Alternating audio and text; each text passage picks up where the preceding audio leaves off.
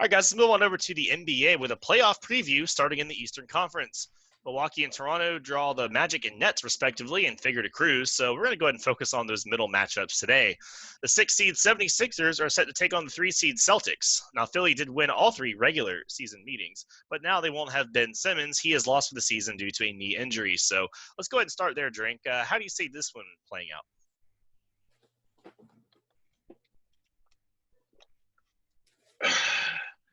That's about as long as that series is gonna last, right there. Look, here's the deal. Look, this series going. I think it's gonna go 5. We talked about this earlier. I do think Philly will get a game. I think Embiid good for a game. Make sure he has that Popeye spicy chicken sandwich on deck. You know what it is. I feel like, and I said this earlier, if this was a normal playoff system, right? I think Philly would be in the arena of getting swept. Let me tell you why.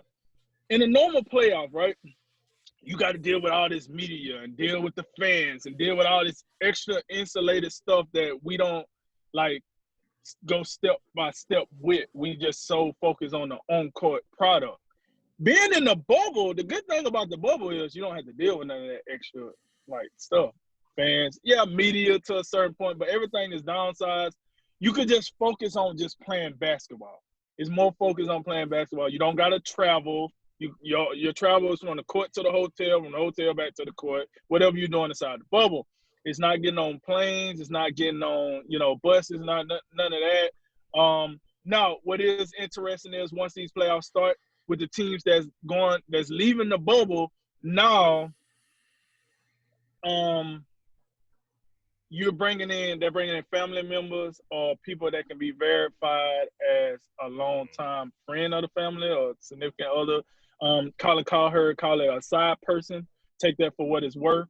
But now you get to bring in some of those people. So I do think that is going to make players feel a little bit better, but I also think those are distractions. I think, for example, if you LeBron James, you've been in this bubble doing your thing for so long, and then your precious baby, your 4 or 5 year old little girl coming in, daddy, that is a distraction. I don't care who you are, unless you're a cold-blooded son of a boo, that is a distraction. Unless you're gonna look at your daughter in the face and say, "Hey, I don't care. Daddy don't care about that. I'm locked in. Get up out of here."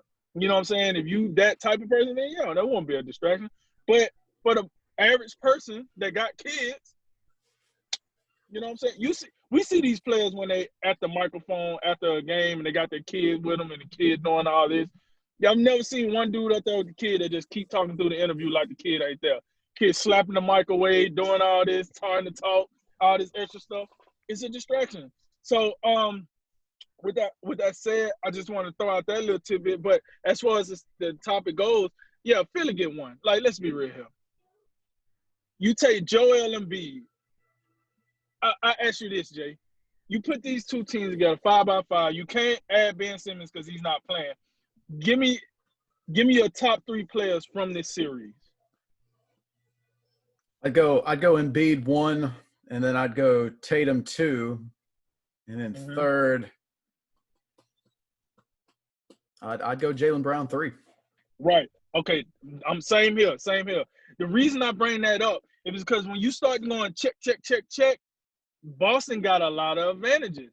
Coach, Boston, overall star.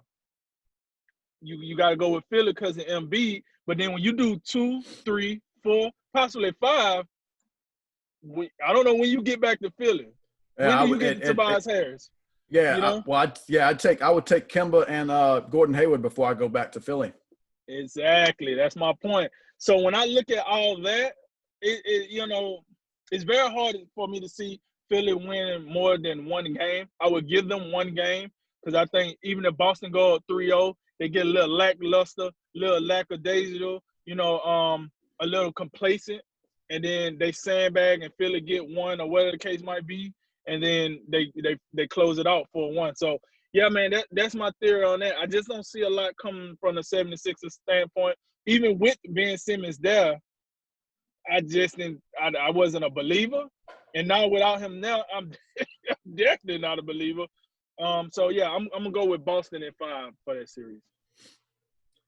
Yep, completely agree. Boston wins this series in 5. I think Embiid's good enough to get him a game, and I think you look at a traditional superstar. Embiid's a superstar talent, but he's not. I don't think he's going to give you the consistency that you're looking for to carry you throughout an entire series. I mean, he's going to get caught up. I think not having fans there is actually good for Embiid, but he's still going to find a way to get caught up in something. Like he's going to look at the virtual fans and start yapping at them. Like something like that's going to happen. But in all seriousness, no, you talk about Embiid's the best player in this series, but on down the line, Boston's got those 4 B to B plus players I always talk about. And Jason Tatum right now in my mind, he's an A- level player. So they've got their own superstar level player that can carry the load. We know how good Jaylen Brown is. And when you got Kemba Walker and Gordon Hayward as your 3rd and 4th best options, I mean, this is a series that you should handle rather easily. And as far as the depth of these teams, I haven't been crazy about Philly's depth all year. I mean, when your best outside shooting option is Furkan Korkmaz, I mean, you can go ahead and forget about it. And then Marcus Smart as your 6th man for Boston, you know all the intangibles that he's going to provide you out there. And then think about, and his 3-point shooting is much improved. We got to give him some credit for that. And then the coaching matchup, in my estimation, it's a mismatch. Brad Stevens over Brett Brown by miles. Yeah, I kind of got the same thing as you guys were thinking here. I just can't expect a lot from Philly in this series. It feels kind of disappointing too because there was so much of the talk. Oh, they're changing stuff up. They're moving Ben Simmons, and we're going to get all this different changes. And then it just feels like we're getting the same thing we've always had with them. And that's kind of, I guess, a little disappointing, but whatever. Obviously, no Simmons, that hurts a lot. And but for what it's worth, they weren't doing well with him anyway in this restart. They got outscored by 7.3 points per 100 when he was on the court, and we're actually outscoring people by 3.7 per 100 without him. So I don't know how much he's actually going to matter, but it kind of speaks more to Philly's just disjointment overall, not just with or without him. The biggest question I have in this series is afterwards, does Brett Brown get fired or not? That's the biggest question. You're talking about, oh, yeah, bubble. Yeah, we got this bubble restart, and Ben Simmons, he's going to move to power forward. Well, that's a whole bunch of nothing. And now but now do you have a built-in excuse? Like, oh, well, Ben got hurt, so that's why we couldn't do it. No, well, you weren't going to do it. I think you were going to do it regardless. I think Brett Brown is gone. It's because whether it's a bubble or not, it's a first round exit. Okay, yes, you lost Simmons. But you wasn't doing anything when you had both of them. That if I'm the owner, because the GM might be in trouble too. So if I'm the owner and I'm sitting down at the table, I'm like, listen, what was you doing when you had him? Like, don't give me the bull crap that he wasn't here. And then I got some smart guy crunching the numbers like Cody next to me. Hey, what's the numbers on it? And then listen, these are your numbers. You see this? This is black and white. So I think he's gone. I don't see why do you bring him back? If you're not in the NBA Finals, why do you bring them back? I think they've reached their ceiling with Brett Brown. It does feel like that, or at least with this Embiid Simmons combo. I think that might get broken up as well. Yeah. But yeah, for the Celtics, it's really simple. Is Jason Tatum is he gonna be the all-star we know he can be in the playoffs? Is he keep that up? I think if he is, and Jaylen Brown plays well, and the rest of that team doesn't go complete potato, then they've got a good shot at beating anybody in the East any night. But if you see Tatum and Brown starting to struggle, it's going to be a problem. But I don't think it'll be an issue for him in this series, even with the best player in Philly. I think the Celtics win this in 5. And to that note, I wanted to get this in. Jason Tatum versus the Philadelphia 76ers this year is shooting 8 for 22, 5 for 18, and 4 for 13. But all these games were played January 9th or prior, and we know Jason Tatum post All-Star break is a different player. So that I don't expect those shooting numbers to replicate themselves. Yep. All right, let's go ahead and move on to the 4-5 matchup, Jay. That's going to be, of course, Miami taking on Indiana. So can this young, talented Heat team, can they cool off TJ Warren and the Pacers? What do you think? Well, you better believe it, because Miami going to roll in there with the one of the best players in the NBA. We can say that. Jimmy Butler. Jimmy Butler's going to come up there, give you that all-around game. One of the best two-way players that we got in the game today. Going to give you about, 20 to 21 points with 6-7 assists, 6-7 rebounds. Going to give you that all-around action. And TJ Warren, I mean, I've been telling you about this whole bubble thing. Some of what we're seeing is not real.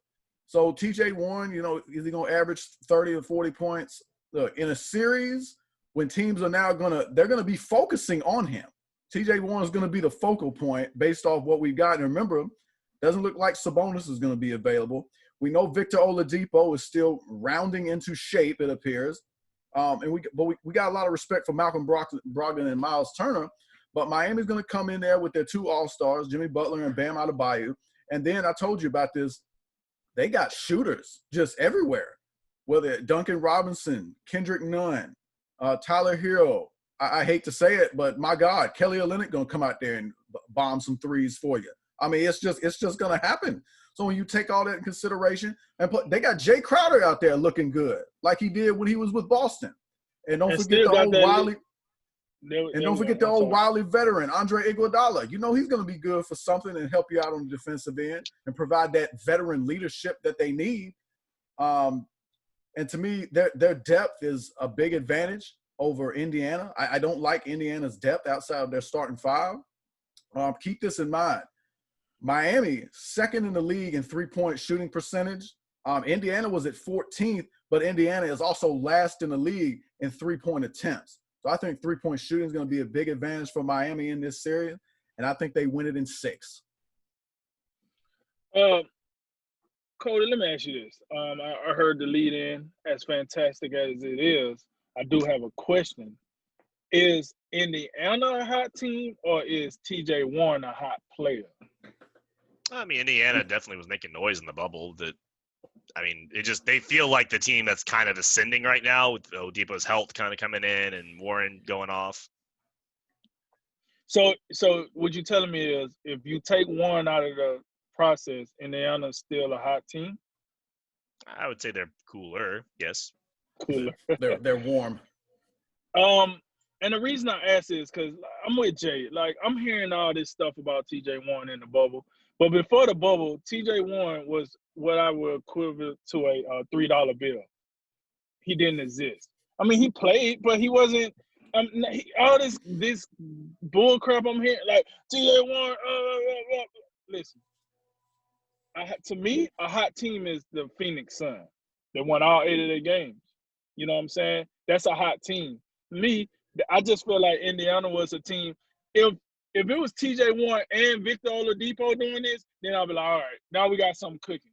But I'm just not a believer in this Pacers team when your leader is TJ freaking Warren. I'm just not into it, and I don't think this team is going to give Miami. I don't think this is a competitive series because I just think Miami as a team is way better. Oh, and by the way, that star that's leading Miami happens to be in disagreement with TJ Warren. So you know what time it is, baby.